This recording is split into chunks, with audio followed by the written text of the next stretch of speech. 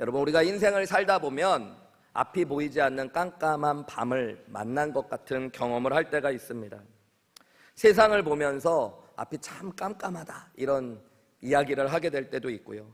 개인의 삶의 가정과 직장에서 어려움을 겪을 때 미래가 보이지 않는 깜깜한 상황 가운데 있다라고 생각할 때가 있습니다. 상황은 점점 안 좋아지고 해결될 기미가 보이지 않을 때 깜깜한 밤을 만났다라고 이야기할 수가 있죠. 여러분, 이런 인생의 밤을 만났을 때 믿음의 사람들, 그리스도인들은 어떻게 믿음을 지키며 살아갈 수 있을까요? 또 무엇을 보면서 믿음을 지켜 나가야 할까요? 오늘 본문의 말씀이 그것을 알려주는 말씀입니다. 오늘 다니엘서 7장에 다니엘이 개인적으로 그리고 시대와 상황을 보면서 앞이 참 깜깜하다, 이런 마음을 느꼈습니다. 다니엘서를 쭉 보시면 다니엘서는 1장부터 12장까지 되어 있는데 앞부분 1장부터 6장까지는 우리가 이미 나눈 대로 다니엘과 세 친구들이 바벨론의 포로로 끌려와서 겪었던 일들을 기록하고 있습니다. 그런데 7장부터 12장까지는 여러분이 읽어보시면 다 묵시의 내용들이 나옵니다. 묵시라는 것은 무엇이냐면 신학적으로 중요한 용어인데요. 영어로는 아포클립스라고 하는 이 묵시라는 단어는 원래 헬라어 단어입니다. 아포라는 단어가 헬라어에서 from, 어디로부터라는 뜻이고요. 칼립시스라는 말이 감추어진 비밀이라는 뜻이에요. 그러니까 감추어진 비밀을 보게 되는 것이 바로 묵시의 이야기들입니다. 하나님께서 비밀스럽게 가지고 계신 하나님의 뜻을 꿈과 환상을 통해 보여주신 것을 묵시라고 그래요. 그래서 성경에는 대표적인 묵시의 책들이 있습니다. 다니엘서가 그렇고요, 스가랴서가 그렇고 요한계시록이 그렇습니다. 여러분, 혹시 다니엘서의 후반부 내용을 잘 아시는 분 계시나요? 많지 않을 거예요. 스가랴서의 내용이 뭔지 줄줄줄 아시는 분들도 많지 않을 겁니다. 요한계시록의 후반부도 제대로 아는 분들이 별로 없어요. 왜냐하면 이 모든 이야기가 묵시의 이야기들이기 때문입니다. 정확하고 분명하게 해석을 하지 않으면 이해가 되기도 어렵지만 잘못 해석하기도 쉬운 부분입니다. 어쨌든 다니엘서 7장부터 12장까지 4개의 묵시가 나와요. 그 중에 오늘 다니엘서 7장은 첫 번째 묵시의 내용입니다. 1절 말씀을 보시면 말씀이 이렇게 시작돼요. 벨사살 왕 원년에 다니엘이 그의 침상에서 꿈을 꾸며 머릿속으로 환상을 받았고 그것을 기록한 것이 이렇다라고 이야기하고 있어요. 밤에 꿈을 꿨어요. 하나님께서 꿈을 꾸게 하시고 환상을 꿈 가운데 보여주셨다는 겁니다. 그 꿈이 너무 특별하고 분명해서 그것을 글로 기록한 것이 다니엘서 7장이에요. 여러분, 벨사살 왕이 누구였어요? 혹시 기억하시나요? 다니엘서 5장에 이미 벨사살 왕이 나왔었습니다. 그는 성전 하나님의 기물들을 가지고 귀족 1000명을 청하여 술잔치를 벌였어요. 그날 밤에 손가락이 글씨가 나타나서 벽에 글씨를 쓰기 시작했죠. 네, 기억하셔요, 여러분? 네, 메네 바사 우바르신이라는 글씨. 그 글씨가 쓰여진 날 벨사살 왕은 어떻게 되어져요? 죽임을 당하고 바벨론 제국은 바사, 메데, 페르시아 제국에 함락되게 되어집니다. 한마디로 이 벨사살 왕은 바벨론의 어떤 왕이에요? 마지막 왕입니다. 그러니까 다니엘이 서 있는 시대는 지금 어떤 시대냐면 바벨론의 영광이 사라져가고 제국이 무너지는 왕이 섰을 때예요. 아직 왕이 무너지지는 않았지만 이 시간을 역행해서 벨사살이라는 왕이 처음 등장했을 때 꿈을 꾸게 된 거예요. 이때 다니엘의 상황이 어땠을까요? 다니엘서 5장에 보면 벨사살 왕이 다니엘을 몰랐다고 합니다. 느부갓네살 왕 때는 최고의 권력자 중에 한 사람이었던 다니엘이 세상에서 잊혀진 존재가 된 거예요. 아무도 알아주지 않는 개인적인 상황 가운데 있었던 게 다니엘의 모습이고요. 바벨론의 영광은 점점 사라져가고 느부갓네살보다 훨씬 더 잔인하고 하나님을 모독하는 왕이 서게 된 겁니다. 세상을 보면서 다니엘은 참 깜깜하다고 느꼈을지 몰라요. 자신의 인생을 보면서도 참 앞이 보이지 않는다라고 여기는 순간이었던 거죠. 그때 하나님께서 그에게 꿈을 주신 것입니다. 다니엘의 마음에는 어떤 생각이 들었을까요? 이러다가 바벨론이 멸망당하면 어떡하지? 그러면서 세상이 망하는 것은 아닐까? 이런 생각을 했을지도 모릅니다. 또 새로운 제국인 바사 메데 제국 같은 나라들이 막 일어설 때 저 나라들은 더 악한 나라인데 어떡하지? 라는 생각을 했을지도 모릅니다. 한편으로는 이런 기대가 스물스물 올라왔을지도 모르죠. 혹시 바벨론이 멸망했을 때 하나님께서 강권적인 역사를 통해서 다시 이스라엘을 회복시켜 주시고 유대 포로들이 자기 나라로 돌아가는 일들이 일어날 수 있지도 않을까. 이런 상황 가운데 하나님께서 말씀해 주시는 거예요. 여러분, 하나님의 말씀을 이 깜깜한 밤에 받았다는 것, 우리가 하나 먼저 생각해 볼 것은 다니엘은 앞이 깜깜한 상황 가운데, 이런 어려운 상황 가운데 제일 무엇보다도 하나님의 음성에 귀 기울였다는 것입니다. 하나님의 뜻을 묻고 찾으려고 했고 하나님은 그때 말씀해 주셨다는 거예요. 여러분, 우리가 인생을 살다 보면 믿음의 사람들도 어두운 시간들, 인생의 밤을 만날 때가 있어요. 그때 세상 사람들과 다르게 믿음의 사람들은 하나님을 찾습니다. 그리고 하나님의 뜻을 구하고 하나님의 음성을 들으려고 해요. 그래서 C.S. 루이스라고 하는 유명한 신학자는 뭐라고 이야기했냐면, 고통은, 고난은 그리스도인들에게 하나님의 메가폰이 되어진다. 평상시에는 하나님이 우리에게 속삭이시지만 고난 가운데 있는 성도에게는 하나님이 큰 소리로 외치신다는 거예요. 우리에게 더 하나님의 분명한 음성을 들을 수 있게 된다는 거예요. 그 꿈의 이야기가 오늘 다니엘서 7장의 이야기입니다. 여러분, 혹시 여러분의 삶에 인생의 깜깜한 밤을 만난 분들이 있다면 하나님의 음성을 구하시고 찾으시는 은혜가 있으시기를 주님의 이름으로 축원합니다. 여러분의 인생을 향한, 세상을 향한 하나님의 분명한 뜻과 음성을 듣는 축복을 누리시기를 주님의 이름으로 축원합니다. 자, 이제부터 상상력을 좀 동원하셔야 되는데요. 다니엘의 꾼 꿈이 이렇습니다. 바람이 막 불면서 바다를 소용돌이치게 합니다. 폭풍우가 치는 바다를 본 거예요. 어두운 밤에 폭풍우가 치는 바다는 여러분 혼돈과 악을 상징하는 거예요. 성경에서 상징적으로 하늘은 항상 하나님이 계시고 질서 있는 곳인데 바다는 혼동스럽고 악한 곳입니다. 근데 이곳에서 4개의 짐승이 순서를 따라 등장하게 돼요. 바다에서 짐승 4이 나오게 되는 거예요. 근데 이 짐승이 뭘까? 하나님께서는 이미 알려주셨어요. 17절 말씀에 보면 이렇게 분명히 말씀하셨습니다. 이 4 큰 짐승은 세상에 일어나는 4명의 왕들이다 그래요. 그러니까 4명의 왕들에 대한 것을 짐승으로 알려주셨다는 거예요. 이 4개의 짐승이 어떠냐면요, 오늘 시간이 없으니까 성경을 하나하나 읽지는 않지만 첫 번째 짐승이 나오는데 그 첫 번째 짐승은 사자입니다. 그런데 그냥 사자가 아니라 독수리 날개를 가진 사자. 여러분, 동물의 왕이 뭐예요? 사자. 그리고 새 중의 왕은 독수리. 이 두 영광스러운, 고대인들이 생각할 때 가장 영광스러운 동물의 왕들이 합쳐져 있어요. 어떻게 보면 왕 중의 왕처럼 보이는 동물, 사자가 가진 독수리 날개를 가진 사자가 첫 번째 짐승인데요. 이 사자가 그냥 사자가 아니고요, 본문 말씀에 보면 4절 말씀에 이렇습니다. 첫째는 사자와 같은데 독수리의 날개가 있더니 내가 보는 중에 그 날개가 뽑혔대요. 영광을 잃어버려요. 그런데 땅에서 들려서 나중에 사람처럼 2발로 서게 돼. 짐승인데 사람처럼 변했다는 거예요. 그리고 사람의 마음을 받게 됐대요. 여러분, 누가 떠오르세요? 다니엘서를 제대로 들어오신 분들은 느부갓네살 왕이 떠올라야 됩니다. 느부갓네살 왕은 왕 중의 왕이라고 다니엘서에 계속 나와요. 그런데 그가 나중에 어떻게 되어졌어요? 정신을 잃고 들짐승처럼 살다가 나중에 하나님께서 사람의 마음을 그에게 회복시켜 주시고 하나님을 찬양했던 이야기가 느부갓네살의 이야기였죠. 그래서 대부분의 성경학자는 이 첫 번째 짐승을 느부갓네살 왕으로 생각해요. 그리고 이 느부갓네살로 상징되는 바벨론의 이야기라고 이야기하는 겁니다. 두 번째 짐승이 나타납니다. 이제 첫 번째 짐승이 사라지고 두 번째 짐승이 바다에서 나오는데 이 두 번째 짐승은 어떠냐면요, 곰이에요. 곰의 형상을 가졌어요. 사자와 독수리보다는 조금 영광이 덜하지만 아주 강한 동물이 곰입니다. 그런데 이 곰이요, 그냥 있는 게 아니라 균형이 어긋나 있게 똑바로 서 있는 게 아니라 한쪽이 들려 있대요. 그리고 3개의 갈빗뼈를 입에다 물고 있었다고 합니다. 근데 거기서 그치지 않고 세상을 향해 더 먹으라고 외치는 곰이에요. 탐욕스럽고 이미 이에 3개의 갈빗대를 물고도 더 많은 것들을 먹고 싶어하는 여러분, 이것은 한쪽이 들려 있다는 것.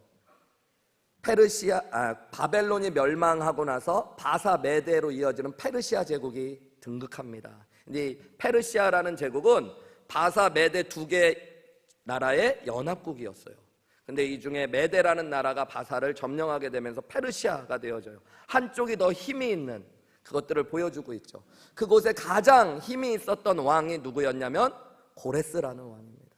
그래서 이 두 번째는 고레스 왕과 이 페르시아를 상징한다라고 생각할 수 있어요. 그리고 세 번째 짐승이 또 바다에서 나옵니다. 세 번째 짐승은 어떤 동물이었냐면 표범이었어요. 표범의 특징이 뭐예요, 여러분? 빠르다라는 거죠. 그런데 이 표범이 그냥 표범도 빠른데 날개가 4개나 있었다고. 엄청 빠르다는 얘기예요. 네. 누구를 이야기할까요? 이 표범이 동과 서를 온 세상을 왔다 갔다 했다고 그러는데, 페르시아 제국이 멸망하고 나서 유럽과 세상을 지배했던 나라 왕이 있었습니다. 그가 누구냐면 헬라 제국의 알렉산더 대왕입니다.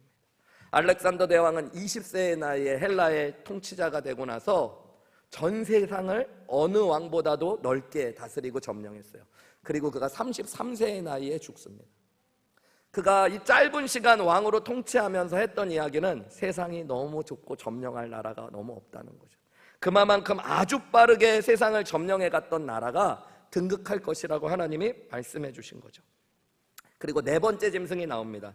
그런데 이 네 번째 짐승은 여러분 전혀 다른 짐승이었어요. 7절 말씀해 보면, 내가 밤한산 가운데 그 다음에 본 넷째 짐승은 무섭고 놀라우며 또 매우 강하고 또 새로 된 이가 있어서 먹고 부서뜨리고 그 나머지를 발로 밟으며, 이 짐승은 전의 모든 짐승과 다르고 10개의 뿔이 있더라. 이해가 되지 않는, 그 전이라고는 상상할 수도 없는 짐승이 있는데 이빨이 쇠로 되어져 있고 뿔이 몇 개가 있대요?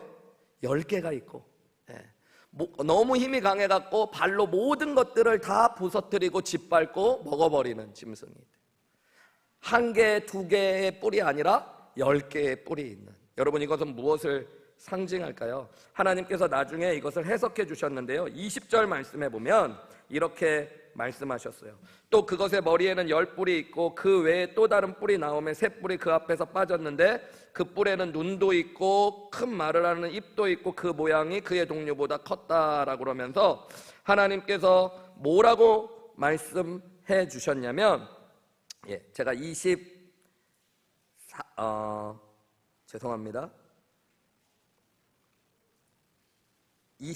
말씀을 보실게요. 우리 같이 읽을까요? 24절 시작. 그 10뿔은 그 나라에서 일어날 10왕이요 그 후에 또 하나가 일어나리니 그는 먼저 있던 자들과 다르고 또 새 왕을 복종시킵니다. 그 이후에 알렉산더 대왕 이후에 일어날 나라와 여러 왕들에 대한 이야기를 지금 주고 있다는 거예요. 그냥 한 왕이 아니라 여러 왕들에 대한 이야기. 근데 이 네 번째 짐승이 좀 특별한 게요, 10개의 뿔이 있는데 마지막에 작은 뿔이 하나 나오는 거예요. 근데 이 작은 뿔이 앞에 있는 3개의 뿔을 다 뿌리채 뽑아내고요, 그 뿔을 자세히 봤더니 이건 꿈이니까요, 여러분, 그 뿔에 눈도 있고 입도 있었다는 거예요.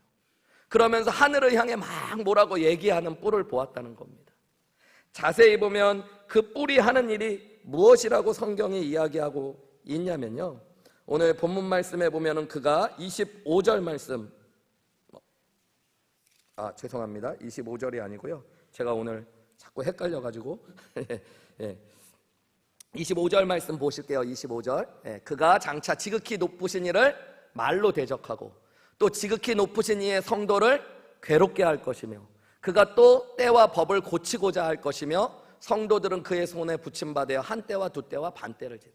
이 작은 뿔이 하는 일이 있대요. 그게 뭐였어요? 하나님을 대적하고 말로, 그리고 성도들을 괴롭히고 하나님의 절기와 법을 고쳐버리고 그런 일을 한다는 거예요. 그런데 그게 영원한 게 아니라 한 때와 두 때, 반 때, 요만큼 정해진 시간을 그런 일들을 했다라는 것들을 꿈으로 꾸게 된 것입니다. 여러분, 이것은 많은 성경학자들이 이해하기로는 이 여러 이제 헬라 제국 이후에 여러 나라와 왕들이 서게 될 때에 하나님을 대적하는 적그리스도로 상징되는 악한 왕들이 등장하게 될 것들을 의미하고 있는 거예요.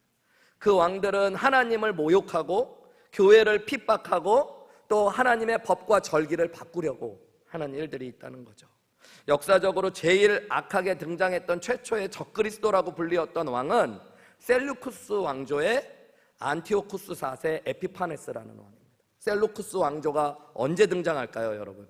세계사를 잘 배운 분들은 헬라 제국의 알렉산더 대왕이 일찍 죽고 나서 그 부하들에 의해서 헬라 제국이 4개로 쪼개집니다. 그죠? 톨레미 왕조, 셀루쿠스 왕조 뭐 이렇게 나누어지거든요.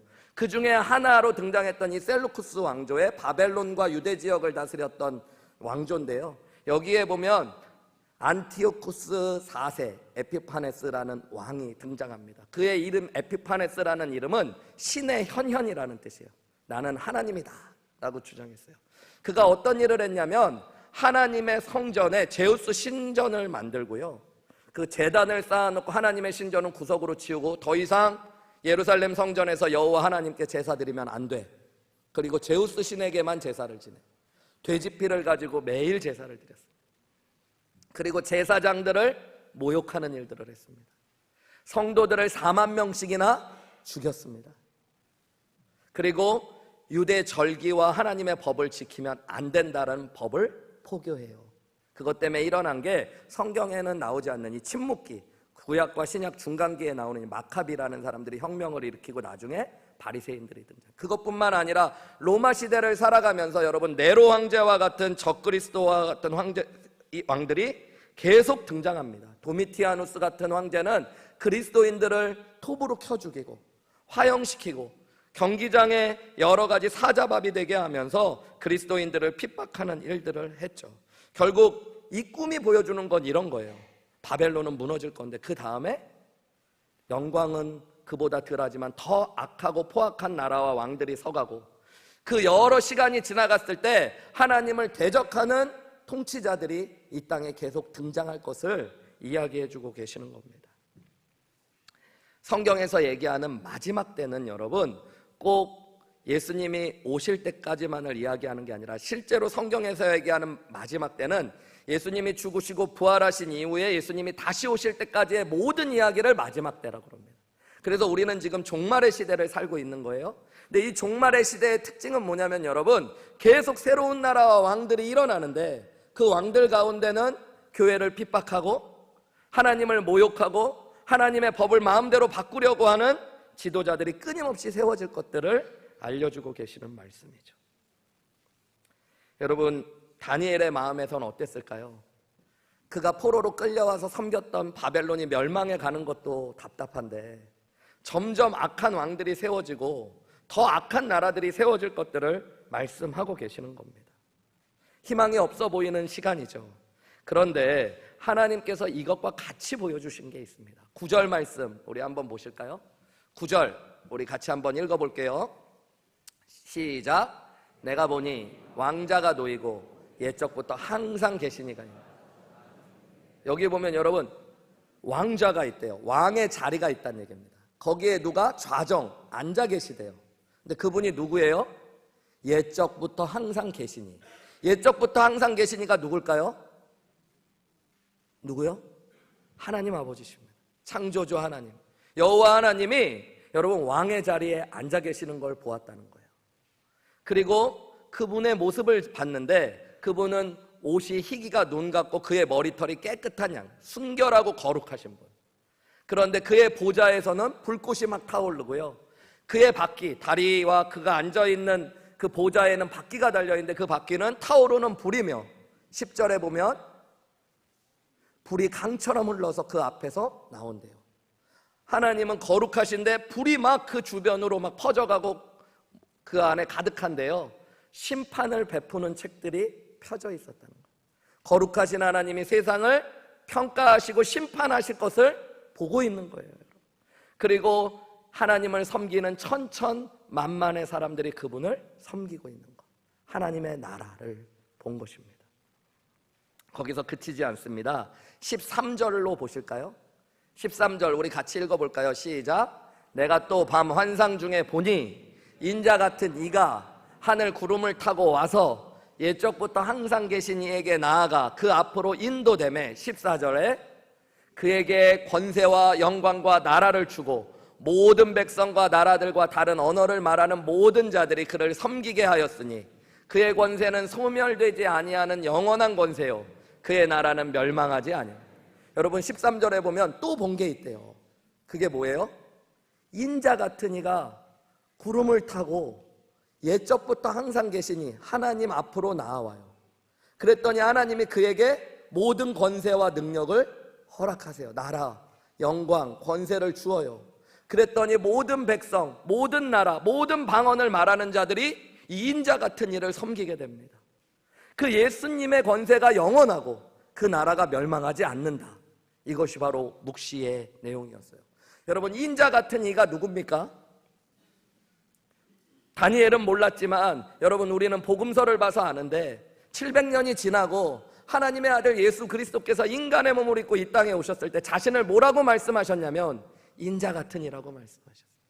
여러분 그가 지금 꿈 가운데 예수 그리스도를 보는 겁니다. 근데 예수님이 구름을 타고 하나님 앞으로 나아오시는데 하나님께서 모든 나라와 권세와 영광을 예수님께 주셔요. 이 말씀이 성경의 복음서에 나옵니다. 예수님께서 십자가에 못 박혀 죽으시고 부활하신 뒤에 뭐라고 말씀하셨냐면 하늘과 땅의 모든 권세를 하나님이 나에게 주셨다라고 말씀해요. 여러분 예수님이 죽으시고 부활하신 뒤에 하나님의 나라가 이 땅에 임하는 것을 다니엘에게 하나님께서 뭐 하고 계시는 거예요? 보여주고 계시는 거예요. 예수님을 통해 이 땅에 하나님의 나라가 임할 것을 보여주고 계시는 거예요. 한마디로. 자, 그럼 이제 말씀을 정리해 볼게요. 여러분 하나님께서 다니엘에게 보여주신 게 뭐였어요? 두 가지의 환상이에요. 첫 번째는 뭐냐면 4개의 짐승이 등장하는 겁니다. 한 짐승이 지나면 또 짐승이 나오고 또 짐승이 나와요.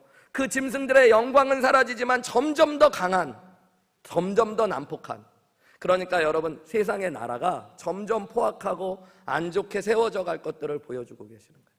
그런데 그와 함께 보여주신 게 있어요. 여러분 한글 성경에는 그냥 내가 보니라고 번역했는데 9절과 13절에 내가 보니라고 얘기한 히브리어 단어는요 원어로 보면 그냥 봤다는 말이 아닙니다. 지속적으로 봤다는 말이에요. 그래서 ESV 같은 영어 성경은 kept looking, 그 다음에 kept on watch 이렇게 번역했어요. 이게 무슨 얘기냐면 여러분 다니엘이 순차적으로 네 짐승을 보고 하나님이 보좌에 앉아 계신 것들을 보고 그 다음에 예수 그리스도께서 영광 받으시는 것을 본 게 아니라 여러분 이 4개의 짐승을 보는데 이 꿈이기 때문에요. 마치 화면이 분할된 것처럼 동시에 계속 지속하면서 본 것이 있다는 거예요. 그게 뭐냐면 4명의 짐승들이 계속 등장할 때 하나님이 보좌에 앉아 계신 것, 그리고 하나님이 심판의 책을 펴고 계신 것, 예수님께서 영광 받으시고 하나님의 나라가 임하는 것, 그것을 동시에 계속 보도록 하나님이 보여주셨다는 겁니다.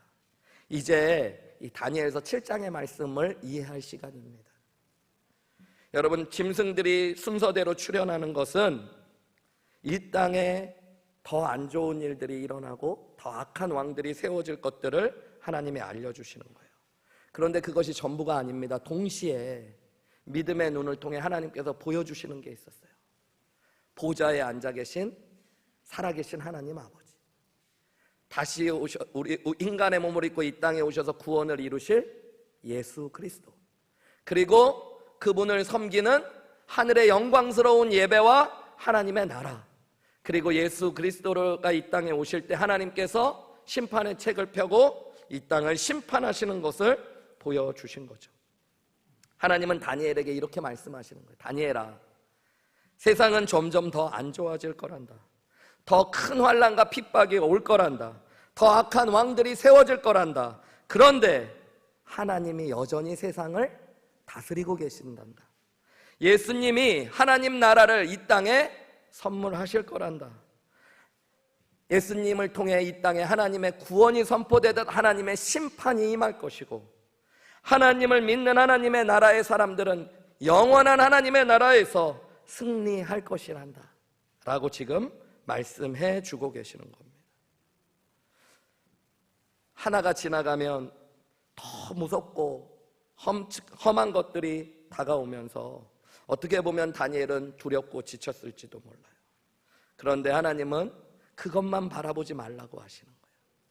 믿음의 눈을 들으면 영광스러운 하나님의 나라와 예배가 있음을 보여주고 계시는 거예요. 그곳에는 옛적부터 계신 하나님이 살아계시고 예수 그리스도께서 영광 받으시는 곳입니다. 여러분, 이것이 무엇입니까?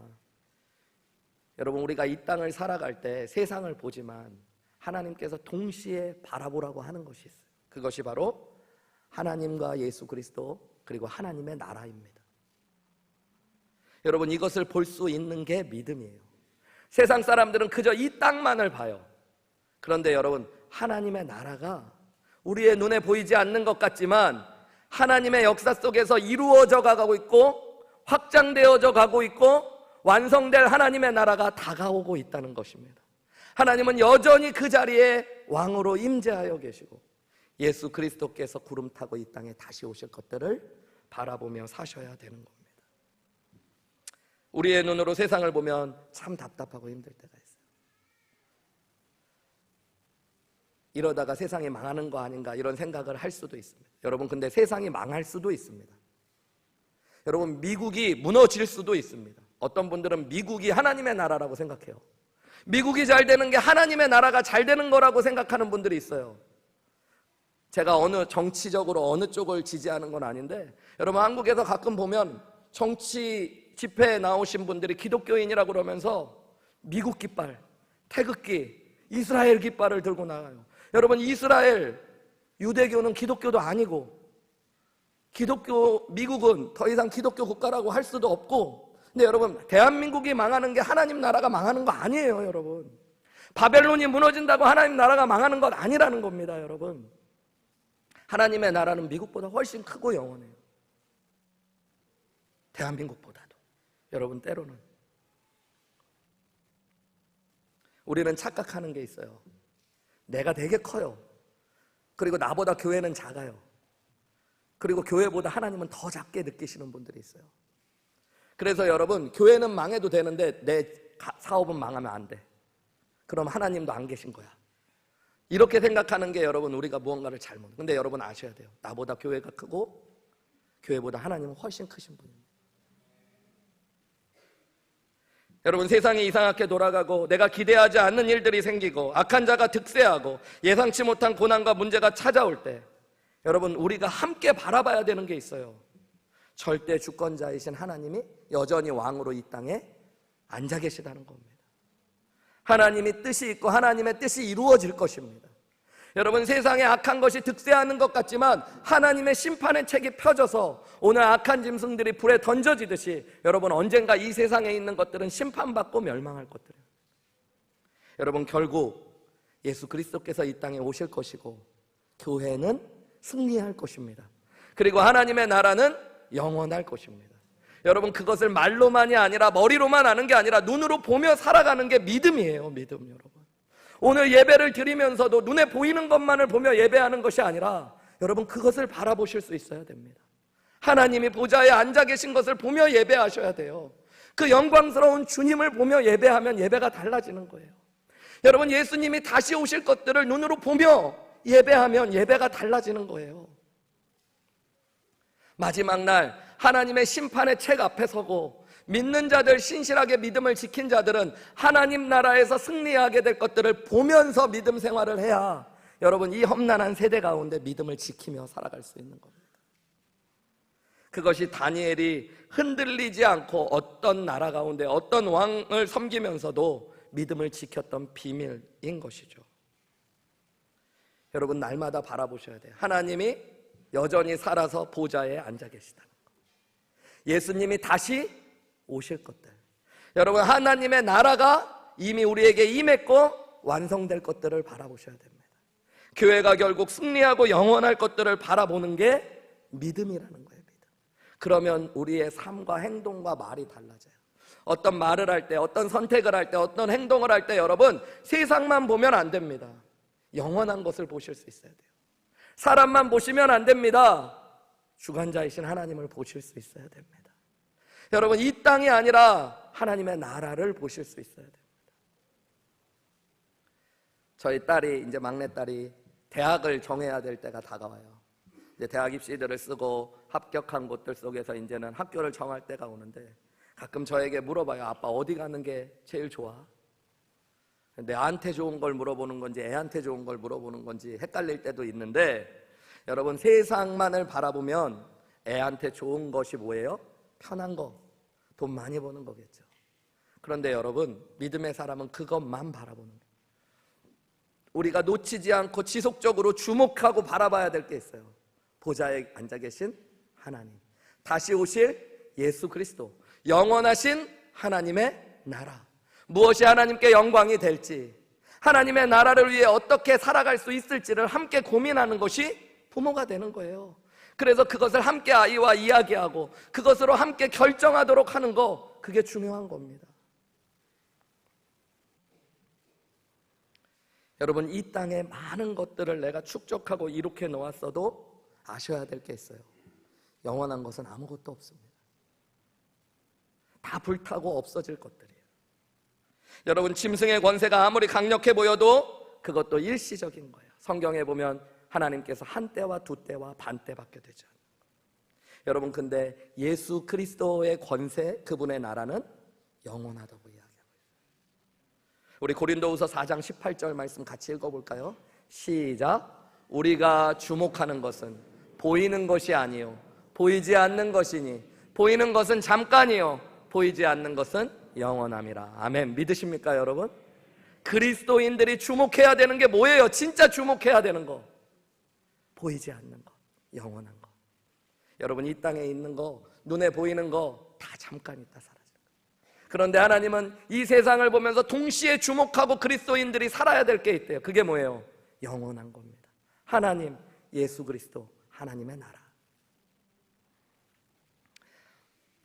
여러분 믿음이라는 건 남들이 보지 않는 것들을 보게 되는 거예요. 세상 사람들은 이 땅이 전부인 것처럼 보며 살지만 믿음이 있는 사람들은 이 땅을 보며 동시에 영원한 하나님의 나라를 보는 사람들입니다.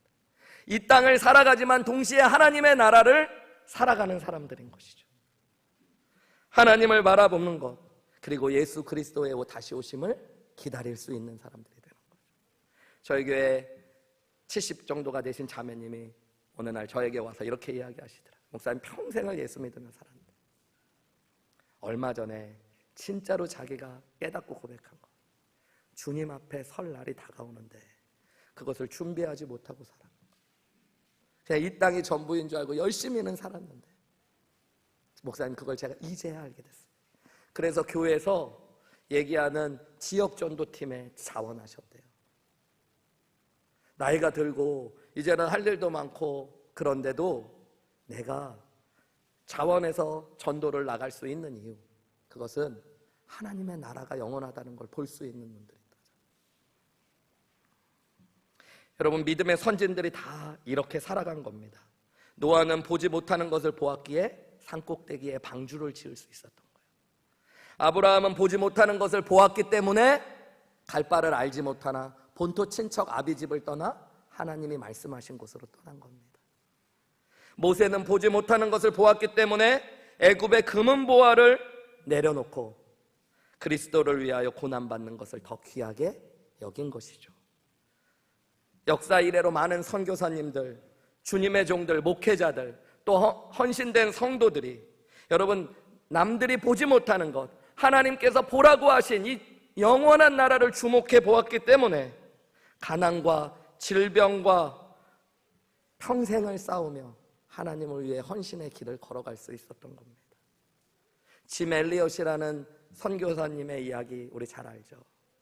휘튼 대학을 수석으로 졸업하고 장래가 촉망받는 그가 젊은 나이에 에콰도르에 선교사로 갔다 식인 부족에게 복음도 제대로 못 전하고 죽임을 당합니다. 그 당시에 신문기사의 탑 타이틀이 이것이 얼마나 헛된 낭비인가 였어요. 그때 그가 남긴 유명한 글이 우리에게 전해집니다. 영원한 것을 위해 영원하지 않은 것을 버리는 자는 결코 어리석은 자가 아니라는 것이에요. 여러분 믿음이라는 게 뭡니까? 머리로만 얘기하고 입술로만 얘기하고 우리는 말만 너무 잘해요. 근데 여러분 정말로 하나님의 나라를 보십니까? 하나님의 살아계심을 동시에 보면서 살아가십니까? 예수님이 다시 오실 것을 보면서 하나님의 나라가 승리하고 영원할 것을 아시며 사십니까? 여러분, 그러면 우리의 시간 쓰는 게 달라지게 되어져 있어요. 우리가 물질을 쓰는 게 달라지게 되어져 있습니다. 여러분, 진짜 영원한 것이 하나님의 나라라면 하나님의 나라보다 귀한 게 있어요, 없어요? 없어요. 그러니까 자녀들에게 영원한 걸 주고 싶어야 되잖아요. 얼마 전에 보니까 보통 자녀들에게 변하지 않는 걸 주려고 하시는 분들이 있는데, 며느리에게 다이아 반지 이렇게 주시는 분들이 있잖아요. 자기가 했던 다이아를 주시는 분들. 저희 아내도 저희 어머니가 평생 쓰셨던 다이아 반지를 다시 해가지고 아내에게 주셨거든요. 근데 신문 기사에 봤더니 여러분, 다이아로 사랑을 고백하지 말라는 기사가 있더라고요. 요즘 이제 중국에서부터 개발됐는데 3D 프린터를 통해서 인공적으로 다이아를 똑같이 만들 수 있는 기술이 발달돼서 더 이상 이제 다이아의 가치가 떨어질 거예요. 눈들이 흔들리는 분들은 집에 다이아가 빨리 가서 파시고 교회 헌금하시기를. 이제는 값어치가 없어지게. 그러니까 어떤 분이 그러시죠. 목사님, 내 그럴 줄 알고 금은 안 변합니다. 여러분, 금값도 어떨 때는요 똥값이 될 때. 그래서 어떤 분은 뭐니 해도 땅을 자녀들에게 주고 싶어서. 여러분, 근데 그런 거 다 영원한 거 없습니다. 우리가 진짜 영원한 하나님 나라를 볼 수 있으면 자녀들에게 하나님의 나라를 주려고 애쓰게 되죠. 여러분, 믿음은 그런 것이에요. 미국의 위대한 육상 선수 가운데 에릭 리들이라는 분의 이야기를 많이 들어봤을 겁니다. 이분은 목회자의 자녀로 자라서 육상 선수가 되어서 얼마나 재능이 있었든지 미국 국가대표로 1924년 파리올림픽에 출전하게 됩니다. 이분이 100m와 200m가 주력인 선수인데요. 그 당시에는 배를 타고 파리까지 이렇게 가게 되는데, 가는 도중에 올림픽 스케줄을 들었는데 100m 예선전이 주일날 열린다는 얘기를 들어요. 그럼 어떻게 해야 돼요? 열심히 기도하고 뛰어야 되는데 주일 예배를 드리겠다고 경기를 포기합니다. 여러분, 국가대표 선수가 경기를 포기한다는 거 쉬운 거 아닙니다. 제가 운동을 업으로 먹고 사는 분들을 몇몇 만나봤는데요. 이분들이 국가대표가 되기 위해 올림픽에 나가고 거기서 금메달을 따기 위해서 목숨을 겁니다, 여러분. 자기의 시간을 다 드리고요. 먹고 싶은 거, 하고 싶은 거 다 내려놓고 심지어 연애도, 가정도 포기하고 온 몸을 매달립니다. 어떤 분들은 몸이 망가질 걸 생각하면서 여러분 약물을 주입하기도 하면서 자기의 인생을 겁니다. 그런데 그런 운동선수가 주일날 예배를 하겠다고 여러분 내려놨을 때 미국에서도 여론이 얼마나 안 좋았는지 몰라요.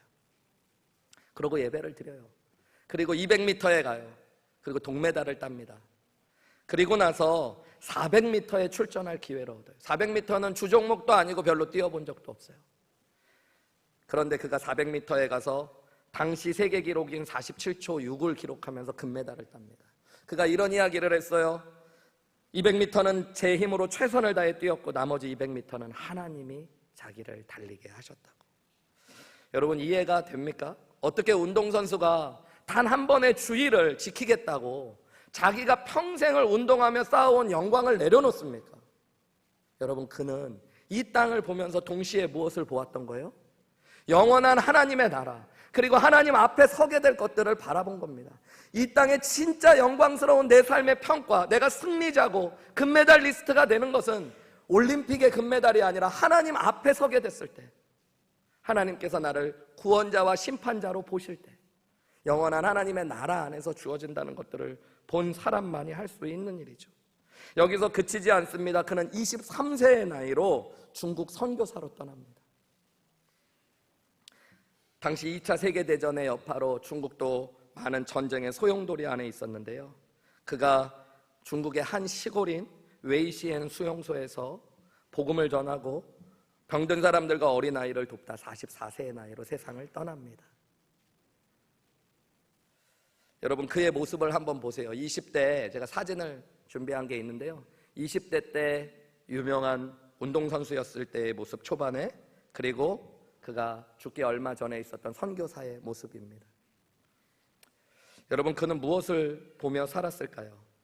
언젠가 이 땅에서 갖게 될 평안과 성공과 영광이었을까요? 저는 그는 이 땅을 살면서 놓치지 않고 주목하며 왕자에 앉아 계신 하나님 아버지, 이 땅의 심판자로 임하실 하나님, 그리고 다시 오실 예수 그리스도, 내가 서게 될 영원한 하나님의 나라를 바라보며 살았다고 믿습니다. 여러분, 이것이 믿음입니다. 송명희 시인의 찬양처럼 나 가진 재물 없으나, 나 남이 가진 지식 없으나, 나 남에게 있는 건강 있지 않으나, 나 남이 못 본 것을 보았고, 나 남이 듣지 못한 음성 들었네. 여러분, 왜 그리스도인들이 오늘날 세상 사람들에게 손가락질 받아요? 남들이 보는 것만 보고 사니까, 이 땅이 전부인 것처럼 살아가니까. 그런데 여러분, 이 땅을 볼 때 우리가 봐야 될 게 있어요. 하나님이 진정한 왕으로 계시고, 예수 그리스도께서 다시 오실 것이며, 하나님의 나라가 임할 것이고, 그 나라가 영원하고, 그 나라가 진정한 승리가 있을 것을 믿으셔야 되는 것입니다. 한 미국의 선교사님이 1900년대 초반에 비행기로 세계 여행을 하지 않고 배로 해외여행을 할 때에 선교사의 삶을 살아가다 이제 아이도 죽고 아내도 죽고 리타이어를 하기 위해 고국으로 돌아오는 배를 탔습니다. 그런데 그 배 안에 미국의 한 유명인이 타고 있었다고 해요. 배가 뉴욕 부두에 도착했을 때 수많은 인파가 이 유명인을 맞이하려고 기다리고 손을 흔들고 있었습니다. 신문사의 기자들도 이 유명인을 취재하려고 사진을 찍느라고 북새통을 이루고 있었어요. 선교사님은 부두에 가득한 사람들의 얼굴을 하나하나 쳐다봤는데 아무도 자기를 맞아주는 사람이 없었습니다. 갑자기 예수 그리스도를 위해 외지에서 평생을 바친 자신의 신세가 한탄되었다고 합니다. 깊은 자기 연민에 빠져 있을 때 마음에서 하나님의 음성 하나가 들려왔습니다. 낙심하지 마라 아들아, 너는 아직 영원한 너의 집에 도착한 것이 아니란다. 네가 바라봐야 될 것, 네가 함께 보아야 될 영원한 나라가 있단다. 내가 그곳에서 너를 맞아줄 것이고 안아주시고 환영할 것들을 말씀하셨어요. 여러분, 저는 우리 한우리교회 모든 성도님들이 이 땅을 살아가면서 세상의 통치자들, 세상의 나라들만 보지 마시기를 간절히 소망합니다. 제가 어떤 대통령을 좋아하고 싫어하고를 떠나서, 여러분, 제가 나이가 엄청 많은 것도 아니지만 가끔 보면 이보다 더 안 좋은 대통령이 있을까 하면 더 안 좋은 대통령이 나타나서 우리를 놀래키는 세상을 살고 있는 것 같습니다. 근데 여러분, 낙심하지 마십시오. 하나님이 세상을 다스리고 계십니다. 하나님의 나라가 영원할 것입니다. 그리고 그 나라를 바라보며 그 나라가 결국 승리할 것을 믿으며 살아가는 것이 하나님의 자녀들이라는 것들을 믿으셔야 돼요. 목회를 하면서 때로는 어려움을 겪고 깜깜한 한밤중에 있는 성도님들을 볼 때 인간적으로 이렇게 얘기하고 싶은 유혹이 들 때가 있습니다. 좋아질 겁니다. 병에 드신 성도님에게 병이 나을 겁니다. 사업이 어려운 분들에게 사업이 좋아질 겁니다. 그런데 여러분, 저는 한 마음으로 잘 알고 있습니다. 때로는 더 안 좋아질 때가 많이 있다는 것입니다. 몸은 점점 쇠하여질 것이고 언젠가는 세상을 떠날 날이 다가올 겁니다. 여러분, 사업도 영원하지 않습니다. 언젠가는 내가 일했던 그 자리에서 내려와야 할 날들이 다가올 것입니다. 여러분, 그러나 확실하게 제가 이야기하고 알려드릴 수 있는 것이 있습니다. 하나님이 지금 살아계셔서 이 땅을 다스리고 계십니다. 예수 그리스도께서 다시 오실 것입니다. 하나님의 나라가 승리할 것이고 영원합니다. 여러분, 그것을 진짜 믿음의 눈으로 주목하고 바라보시면서 앞이 깜깜한 상황 가운데서도 믿음을 지켜내시고 주님 앞에 설 날을 소망하고 기대하며 하나님을 향한 천상의 예배를 내 눈으로 바라보며 오늘도 승리하시는 저와 여러분들이 되시기를 주님의 이름으로 축원합니다.